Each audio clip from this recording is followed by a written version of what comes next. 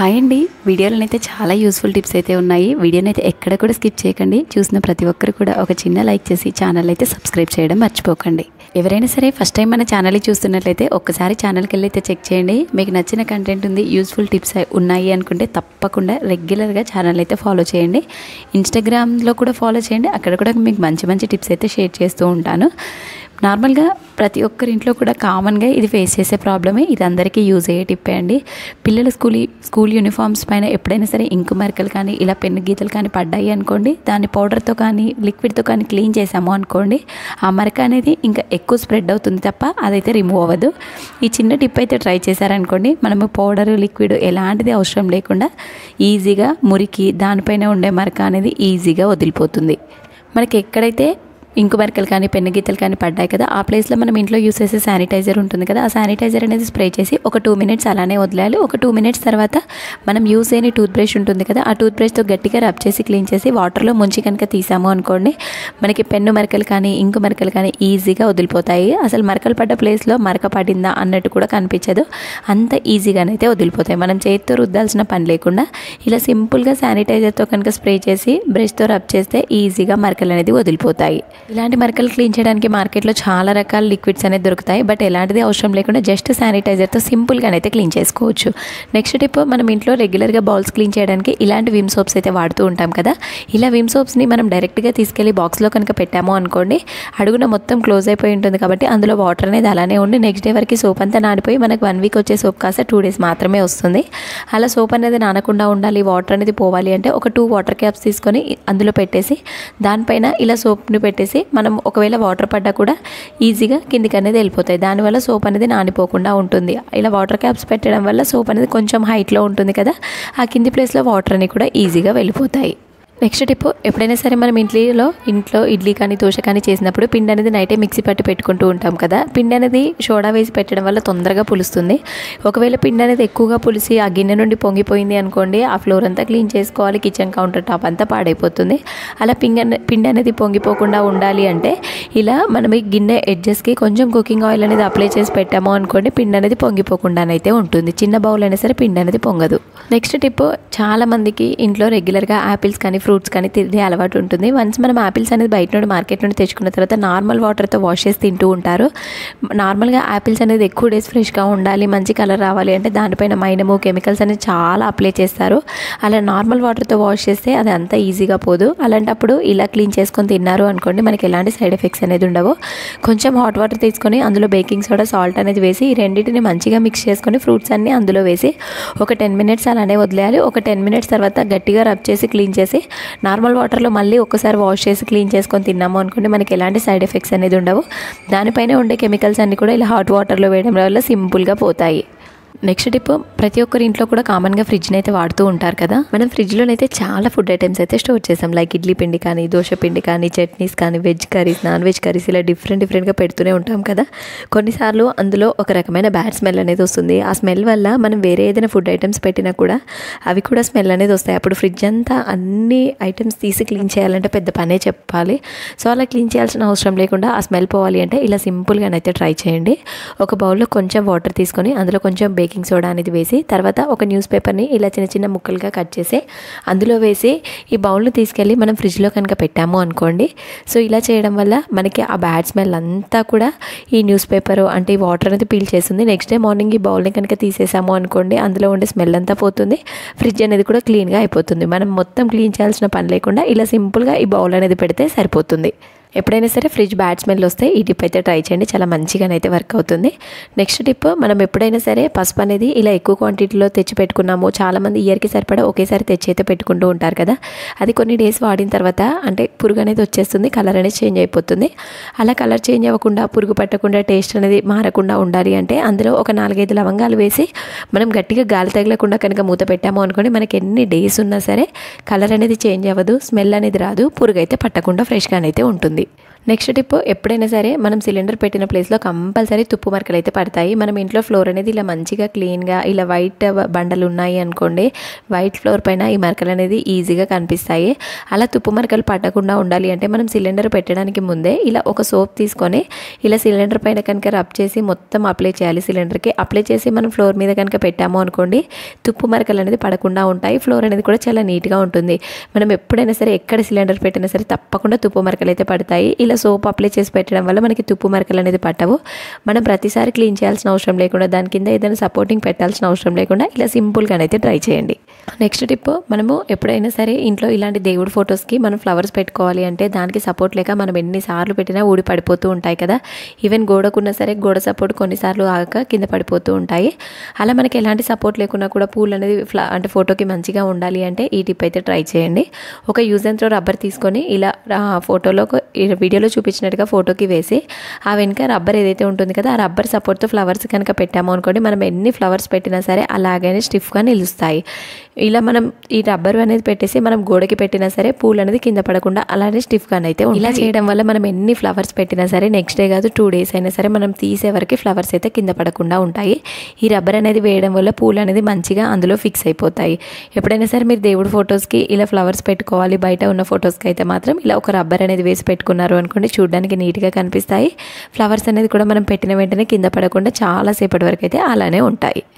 Next tip, చాలామంది ఇళ్ళలో రెగ్యులర్గా కామన్గా వాడేది వుడెన్ వెజిటేబుల్ కట్టర్ అండి. ప్రీవియస్గా చాలామంది కత్తిపీటలు అలాంటివి అయితే వాడేవాళ్ళు. ఈ రోజుల్లో టెక్నాలజీ చేంజ్ అయింది, అలాగే మనుషులు కూడా చేంజ్ అవుతున్నారు. సో దానికి ఇలా వుడెన్ వెజిటేబుల్ కట్టర్స్ అయితే వాడతారు. కొంతమంది ప్లాస్టిక్ వాడతారు. ప్లాస్టిక్ అనేది మనం కట్ చేసేటప్పుడు ఆ పార్టికల్స్ అన్నీ కూడా ఆ వెజిటేబుల్స్లో పడిపోయి మన కడుపులోకి వెళ్ళిపోతాయి మనం ఆ కర్రీ తినడం వల్ల. ఎప్పుడైనా సరే వుడెన్ వెజిటేబుల్ కట్టర్స్ వాడడమే బెస్ట్. అది మనం ఎవ్రీడే వాష్ చేస్తాము, బట్ నార్మల్ వాష్ చేసి అక్కడ పెట్టేస్తూ ఉంటాం కదా. ఎవ్రీ 1 week అసలు 15 daysకి ఒకసారి తప్పకుండా ఇలానైతే క్లీన్ చేసుకోండి. ఒక నిమ్మకాయని తీసుకొని దానిపైన కొంచెం బేకింగ్ సోడా, కొంచెం సాల్ట్ అనేది వేసి ఇలా వీడియోలో చూపించినట్టుగా గట్టిగా రబ్ చేసుకోవాలి. రబ్ చేసి ఒక 5 to 10 minutes అలానే వదిలేయాలి. ఒక 10 minutes తర్వాత నార్మల్ వాటర్తో కనుక వాష్ చేసి క్లీన్ చేసుకున్నాము అనుకోండి, అందులో ఉండే డస్ట్, ఫంగస్ ఏదైనా ఉన్నా సరే ఈజీగా వదిలిపోతుంది. ఇలా క్లీన్ చేసిన తర్వాత ఒక 20 to 20 minutes ఎండలో పెట్టి తర్వాత ఇంట్లో పెట్టుకుంటే సరిపోతుంది. నెక్స్ట్ టిప్, మనం ఇంట్లో బియ్యం కడిగిన నీళ్ళు రోజు వేస్ట్ అని సింక్లో పడేస్తూ ఉంటాం కదా. ఇప్పటి నుండి ఈ టిప్ చూసిన తర్వాత అస్సలు వేస్ట్ అని పడేయకండి, మంచిగా యూజ్ అవుతుంది. ఇలా ఒక బౌల్లోకి తీసుకొని అందులో కొంచెం పసుపు, అలాగే కొంచెం మనం ఇంట్లో యూస్ చేసే కాఫీ పౌడర్ ఉంటుంది కదా, ఏ కాఫీ పౌడర్ అయినా పర్లేదు, కొంచెం కాఫీ పౌడర్ అనేది యాడ్ చేసుకొని ఈ రెండింటిని మంచిగా మిక్స్ చేసుకొని మన ఇంట్లో ఇండోర్ ప్లాంట్స్ ఉంటాయి కదా, ఆ ఇండోర్ ప్లాంట్స్కి కనుక ఈ వాటర్ మనం రెగ్యులర్గా కనుక వేసాము అనుకోండి, చెట్లు అనేది చీడ, పురుగు అలాంటిది అనేది పట్టకుండా ఆకులు చాలా పచ్చగా మంచిగానైతే పెరుగుతాయి. ఈ వాటర్ అనేది చెట్లకు ఒక మంచి పెస్టిసైడ్ లాగానైతే యూజ్ అవుతుంది. మనం ఎవ్రీడే ఇలా పోసాము అనుకోండి, చెట్ల నుండి ఎలాంటి పురుగులు కానీ చీడ కానీ పట్టవు. మెయిన్గా కరివేపాకు చెట్టుకి బియ్యం కడిగిన నీళ్ళు అనేది పోయడం వల్ల కరివేపాకు చెట్టు అనేది మంచిగా ఎదుగుతుంది. నెక్స్ట్ టిప్, చాలామంది ఈ రోజుల్లో ఇంట్లో ఎలుకలు అనేది విపరీతంగా ఉంటున్నాయి. ఇంట్లో ఉన్న వస్తువులన్నీ పాడు చేస్తూ ఉంటాయి.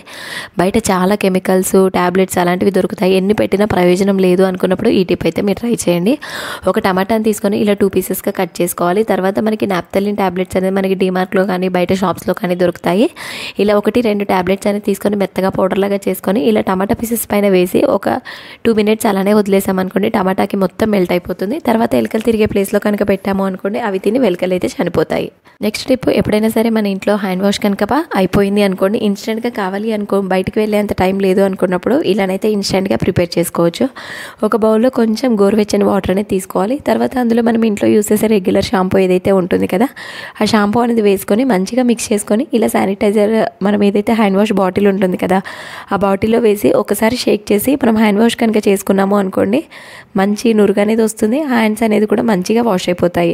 మనం నార్మల్గా యూస్ అయ్యే హ్యాండ్ వాష్ ఎలానైతే యూజ్ అవుతుందో సేమ్ అలానే యూజ్ అవుతుంది మనకి. ఒకవేళ షాంపూ వద్దు, ఇష్టం లేదు అనుకునే వాళ్ళు మనం ఇంట్లో మిగిలిపోయిన చిన్న చిన్న సోప్ పీసెస్ ఉంటాయి కదా, ఆ సోప్ పీసెస్ అన్ని కూడా ఇలా హాట్ వాటర్లో వేసి మొత్తం లిక్విడ్ లాగా చేసుకొని ఇలా హ్యాండ్ వాష్ బాటిల్లో కనుక పోసుకున్నాము అనుకోండి, మనం సపరేట్గా హ్యాండ్ వాష్ కొనాల్సిన పని లేకుండా మనం ఇంట్లోనే ఇలా సింపుల్గానైతే ప్రిపేర్ చేసుకోవచ్చు. యూస్ చేసే షాంపూ అయినా సోప్ అయినా సరే ఏదైనా మంచి స్మెల్ వస్తుంది కాబట్టి వన్స్ మనం హ్యాండ్ వాష్ చేసుకున్నా సరే మంచి స్మెల్, మంచి నురుగు అనేది వచ్చేస్తుంది. తక్కువ ఖర్చులో ఇలా సింపుల్గా అయితే హ్యాండ్ వాష్ అనేది రెడీ అయిపోతుంది. నెక్స్ట్ టిప్, ఎప్పుడైనా సరే మనం కరివేపాకు అనేది ఎక్కువ క్వాంటిటీలో తెచ్చుకున్నాము అనుకోండి, ఈవెన్ మనం ఊరు వెళ్ళినప్పుడు అలా ఎక్కువ క్వాంటిటీలో అయితే తెచ్చుకుంటూ ఉంటాం కదా. సో అలాంటప్పుడు మనకి కరివేపాకు అనేది తొందరగా పాడైపోతుంది, కలర్ అనేది చేంజ్ అయిపోయి వెంటనే నల్లబడిపోతుంది. మనకన్నా నల్లబడకుండా ఒక 2-3 నెలలైనా సరే ఫ్రెష్గా ఉండాలి అంటే ఇలానైతే ట్రై చేసామనుకోండి, మినిమం 2 or 3 months వరకు అయితే కరివేపాకు ఫ్రెష్గానైతే ఉంటుంది. కొంచెం కుకింగ్ ఆయిల్ అనేది ఇలా బౌల్లో తీసుకొని స్టవ్ పైన పెట్టి హీట్ చేసుకోవాలి. ఆ ఆయిల్ని మనం ఇలా కరివేపాకు పైన వేసి మొత్తం కూడా అప్లై చేసుకొని ఒక ప్లాస్టిక్ బాక్స్ అనేది తీసుకొని అందులో అడుగున టిష్యూ పేపర్ అనేది వేసి ఈ కరివేపాకు అనేది వేసి మూత పెట్టి మనం ఫ్రిడ్జ్లో కనుక పెట్టాము అనుకోండి, 2-3 months అయినా సరే కరివేపాకు అనేది పాడవకుండా చాలా ఫ్రెష్గానైతే ఉంటుంది. కరివేపాకు అనేది నల్లబడడం కానీ పాడవడం కానీ కలర్ చేంజ్ అవ్వడం కానీ అయితే జరగదు. చాలా నీట్గా పచ్చగా అలానే ఉంటుంది. మనం తీసుకొచ్చినప్పుడే ఆకులు అనేది ఓన్లీ మంచిగా ఉన్న ఆకులు మాత్రమే సపరేట్ చేసుకోవాలి. కొంచెం చీడ పురుగు ఉన్న ఆకులు అనేది వేసుకోవద్దు. ఇలా సింపుల్గా కనుక మనం స్టోర్ చేసి పెట్టుకున్నాం అనుకోండి, మనం ప్రతిసారి మార్కెట్లో కొనాల్సిన అవసరం లేకుండా మనం ఊరు వెళ్ళినప్పుడు కానీ ఎక్కడికైనా రిలేటివ్స్ ఇంటికి వెళ్ళినప్పుడు చెట్లు ఉన్నాయి అనుకోండి, మనం ఎక్కువ క్వాంటిటీలో తెచ్చి పెట్టుకున్నాము అనుకోండి, మనకి 2-3 months అయినా సరే చాలా ఫ్రెష్గానైతే ఉంటుంది. కరివేపాకుని ఇంకా ఏ విధంగా స్టోర్ చేయాలి అనేసి మన ఛానల్లో చాలా రకాల టిప్స్ అయితే ఉన్నాయి. ఒకసారి ఛానల్కి వెళ్ళి అయితే చెక్ చేయండి, మీకు తప్పకుండా టిప్స్ అన్నీ కూడా యూజ్ అవుతాయి. తడి లేకుండా కొద్దిసేపు ఆరపెట్టిన తర్వాత ఇలా ఆయిల్ అనేది వేసి అప్లై చేసి ఫ్రిడ్జ్లో పెట్టాలి. కొంచెం తడి ఉన్నా సరే ఆకనే తొందరగా కుళ్ళిపోతుంది. అందుకనే సరే మనం వేరిన తర్వాత ఒక 10-15 minutes ఫ్యాన్ గాలికి పెట్టేసి తర్వాత ఇలా ఆయిల్ అనేది అప్లై చేసి బాక్స్లో వేసి పెడితే ఎన్ని డేస్ అయినా సరే మనకి కరివేపాకు అనేది పాడవకుండా ఉంటుంది. ఎప్పుడైనా సరే వాటర్ పడకుండా చూసుకోవాలి, వాటర్ పడితే తొందరగా కుళ్ళిపోతుంది.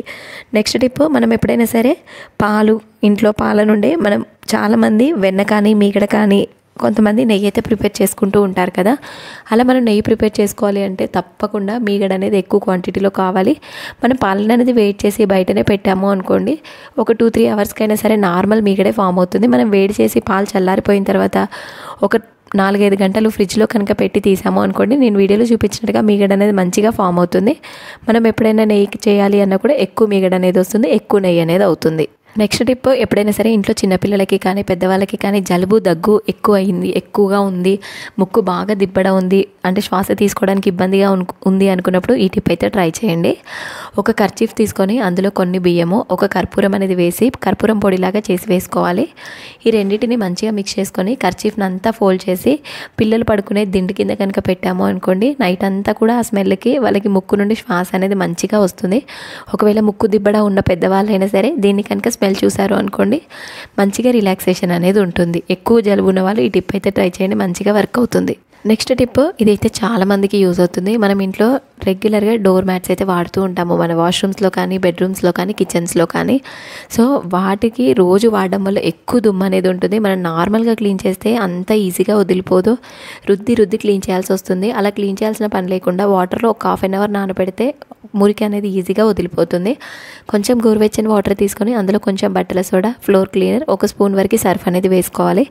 వీటన్నిటిని మంచిగా మిక్స్ చేసి మ్యాట్లన్నిటిని అందులో పెట్టి ఒక 20-30 minutes నానబెట్టాము అనుకోండి, అందులో ఉండే జిడ్డంతా కూడా వాటర్లోకి వచ్చేస్తుంది. తర్వాత నార్మల్ వాటర్లో 1 or 2 times వాష్ చేసి పక్కన వేసాము అనుకోండి, ఆ మురికంతా వదిలిపోయి చాలా నీట్గానైతే అవుతాయి. మనం రుద్ది వాష్ చేయాల్సిన పని లేకుండా ఇలా సింపుల్గానైతే మ్యాట్స్ అనేది క్లీన్ చేసుకోవచ్చు. ఐ హోప్ మీకు టిప్స్ అన్నీ కూడా నచ్చాయని అనుకుంటున్నాను. మీకు ఏ టిప్ నచ్చిందో కామెంట్ చేయండి. ఇంకా మీకు దేనికి రిలేటెడ్ టిప్స్ కావాలో కామెంట్ చేయండి. తప్పకుండా నెక్స్ట్ వీడియోస్లోనైతే చేయడానికైతే ట్రై చేస్తాను. వీడియో చూసిన ప్రతి ఒక్కరు కూడా ఒక చిన్న లైక్ చేసి ఛానల్ అయితే ఫాలో చేసి సబ్స్క్రైబ్ చేయడం మర్చిపోకండి.